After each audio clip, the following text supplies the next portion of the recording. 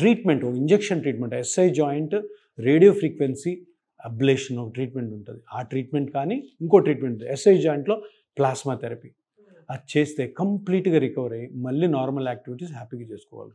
ఇంత తప్పితే ఆ జాయింట్ మీద ప్రెగ్నెన్సీ తర్వాత వచ్చే నొప్పికి ప్రపంచంలో ఇప్పటివరకు ట్రీట్మెంటే లేదు. సో అది అంటే ప్రెగ్నెన్సీ తర్వాత వచ్చే బ్యాక్ పెయిన్ 90% కాజ్ ఏంటంటే సేక్రోఇలియాక్ జాయింట్ ఇన్ఫ్లమేషన్. దానికి చిన్న ఇంజెక్షన్ ట్రీట్మెంట్ ఉంది. కరెక్ట్ టైంలో కానీ వచ్చారు అంటే ఇమ్మీడియట్ రిలీఫ్ ఉంటుంది, లాంగ్ లాస్టింగ్ రిలీఫ్ ఉంటుంది. అంటే ఇప్పుడు డెలివరీ అయ్యి కూడా పెయిన్ అనుభవిస్తూనే ఉన్నారు వాళ్ళు. అంటే డెలివరీ అయినా ఎన్నో మందికి మిమ్మల్ని వచ్చి కన్సల్ట్ అవ్వచ్చు సార్? ఎప్పుడు నొప్పి ఎక్కువ ఉంటే అప్పుడు రావడం.